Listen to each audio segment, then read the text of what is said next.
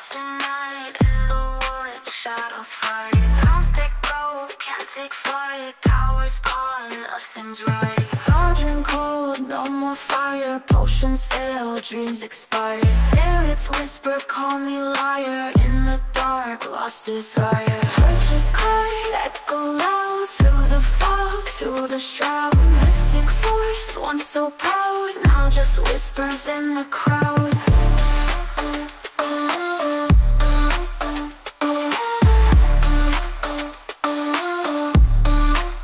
Babaylan TV. Hello po, Scorpio. Welcome po sa inyong reading. So this is for March the 22nd to March the 31st reading. Para po sa mga bago, don't forget to click the subscribe button, smash the like button, comment below kung kayo po ay nakaka-resonate, and hit the notification bell. Kung gusto nyo pong sumali sa ating live sessions, dun po yan sa ating kabilang channel, that is Babaylan TV. Yan po ang ating unang channel catered for our international audience, no? So wag po kayong matakot sumali sa live sessions dahil mababait naman po yung mga tao doon. Very welcoming, very friendly, no? Kung gusto niyo pong sumali, no, sa ating raffle entry, pumunta po kayo dun sa ating Facebook account, no? I-follow nyo po ako sa Facebook, Babaylan TV. Meron po dong isang video na naka-pin, no? Mag-react kayo doon. Pwedeng heart, pwedeng, like, ayan. Share, and then comment why you deserve to win for a free, personal video reading. Ayan. I want you to know that this is a general reading. You may resonate po sa buong reading na ito.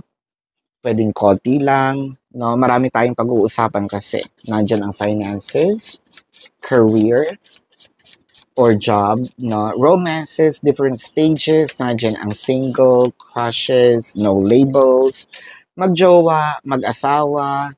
Kung lalabas ang third-party situations, why not? No? Magsimula na tayo.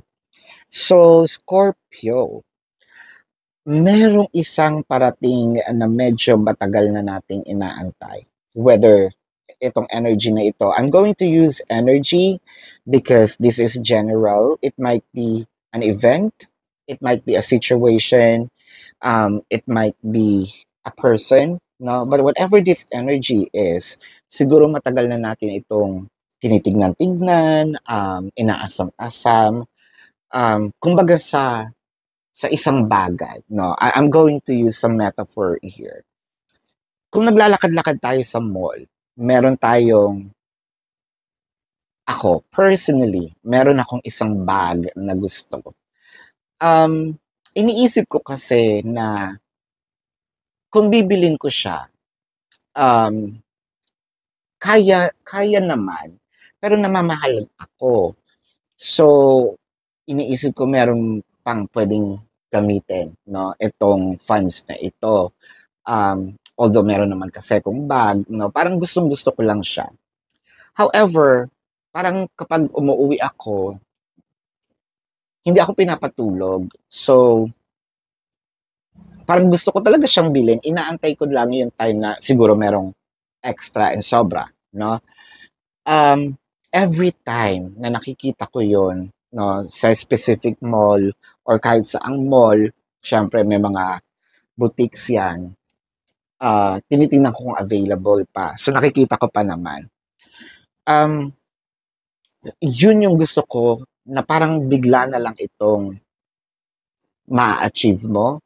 Mabilisan itong pag-achieve nitong energy na ito.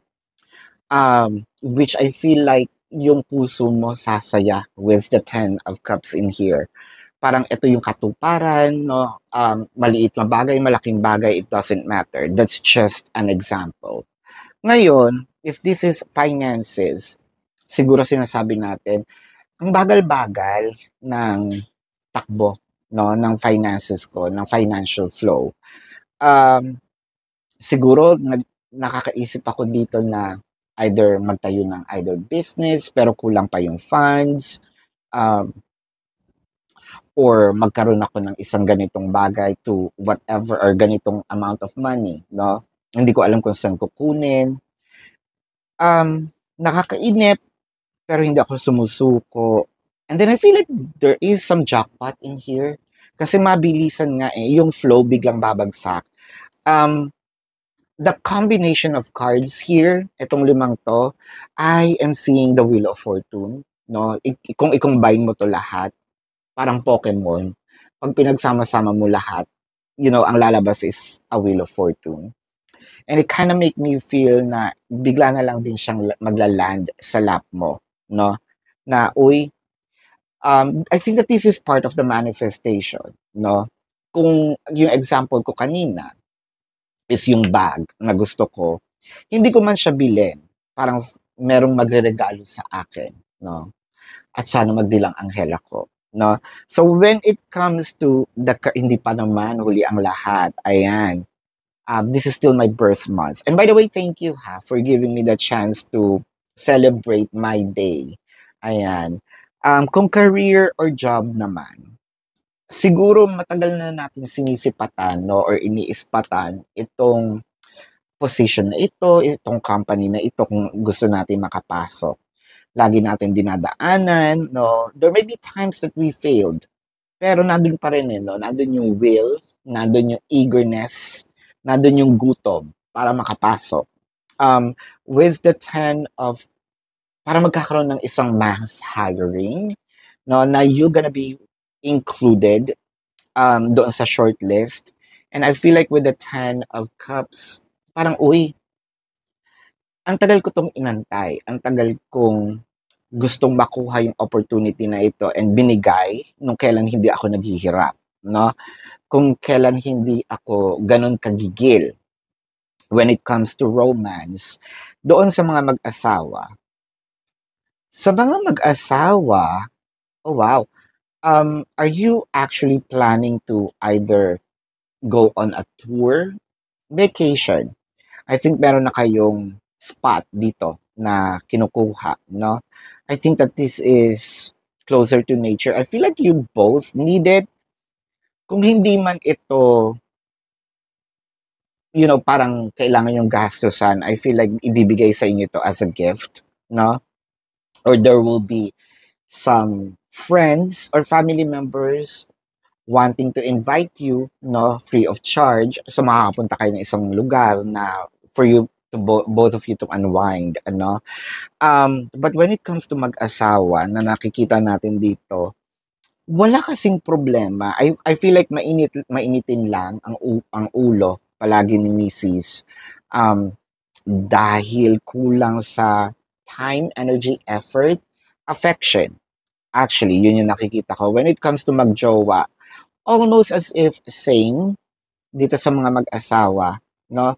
Na parang meron din kayong inaantay na either specific date, pagkakataon na for you to be able na makapunta sa isang lugar. Bukod doon, nakikita ko rin na this is heading towards into another level of commitment, which is serious na.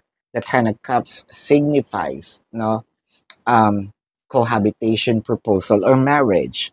So for singlehood, doon sa mga singles, ang nakikita natin dito, medyo, actually, meron mga nagkakagusto sa iyo eh. Kaso, maano ka daw, either high standards, or you have a reputation of madali kang manawa, or you can easily throw people out of the bus. Na pag, sige, nag-date-date tayo, and then all of a sudden, nakakita ko ng off. So, bakit ko pa sasayangin? And I think that's understandable, no? Hindi lang makuha yung thought process mo, no? When it comes to no label and dun sa mga crushes, ayan. I feel like meron tayong mga willingly na ginagawa to a point wherein eto na, no, parang nasasabi ni person na unti-unti kung na-appreciate kung ano ang ipinapakita, ibinibigay, no? Wow. Chances are may mga bagay dito na hindi mo inaasahan na itong si crush or itong love or apple of your eyes is meron din totoong nararamdaman na sa iyo, no? Let's get some more cards here. The Sun, the Nine of Cups, the Two of Pentacles, the Star, the Fool card. Ayan. So, doon po, bigla ko lang isisingit muna. Sige na nga, sasabihin ko sana sa mag-asawa kasi very dominant eh. So, pumunta na tayo doon sa pattern. When it comes to finances muna kasi sa finances tayo nag-start. Merong isang opportunity na dadating. It could be a wish fulfillment pero sinasabi mo what's in it for me. Siguro nandito tayo sa part na madaming sino ba naman ang mag-offer na walang kapalit, 'di ba? Syempre natatakot tayo baka mamaya malaki ang hingin, no? Hindi natin kayang matupad. But I feel like this is really a help. This is really an opportunity na walang strings attached. And I feel like with the Star and the Fool card, no, this is a big break. And you need to take the leap of faith, no, para makuha mo yung wish granted. With the Two of Pentacles, medyo magiging, ano lang tayo dito eh, skeptic, no, ng kaunti dahil hindi natin alam kung ano ba ang plano. Yun nga, what's in it for me. So, you might gonna wait for a little longer, but I feel like this is going to be, a missed opportunity if in case na hindi tayo nag-take ng action agad. Although, with the Hermit, it will be a missed opportunity for this moment. I feel like mangyayari pa naman siya, but it will take time with the Hermit. No? So, when it comes to the career and job, yung sinasabi ko kanina, you're still gonna be part of the bucket list, no, the short list. Wish granted is here. I think that this is what you have been waiting for, pero parang sasabihin mo dito, kakayanin ko ba? No, parang papangunahan tayo ng kaba. So, don't be, kasi ibinibigay na sa'yo. You have been waiting, looking, probably searching for it, and nandito na, no? So, you have to take a leap of faith and gather and get all of those abundance, no, na ino-offer sa'yo ng universe. So, Scorpio, when it comes to dun sa romance, sa mga mag-asawa, kaya kanina ko pa ito gustong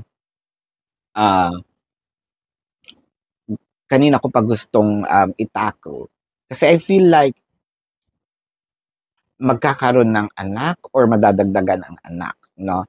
Is it because of that travel? Is it because of, I feel like because of that travel, no, magkakaroon dito, madadagdagan with the Sun. I'm seeing a lot of, sabihin nating pregnancy, no? Pregnancy cards. Ganun din sa mga magjowa. So if you're not ready, you know what to do, no? Use protection, do withdrawal if you want, no, natural. For a few numbers of you, nakakita din ako na it could be an LGBTQIA+, no, relationship, na ang hirap kasi i-express yung feelings, especially maraming taong nakapaligid at yung mga nakapaligid ay mapanghusga, no? But I feel like ipaglalaban itong pag-ibig mo or pag-iibigan ninyo, merong aamin eh. May aamin na parang sasabihin is, I don't care anymore kung ano ang sasabihin ng ibang tao, no? Sa mga magjowa, again, you might going to have another baby, kaya nga ito mapupunta into another level of commitment. But then again, Scorpio, if you want this, then by all means. If not, there's a lot of ways for you to prevent it, na? For singles, eto na. Singles, tulad ng sinabi ko sa inyo kanina, hindi lang ito isa. Parang feeling ko natatakot, no? Kasi ang level of yung energy mo nandito ang taas. Tapos ang tingin naman nila sa sarili nila nandito.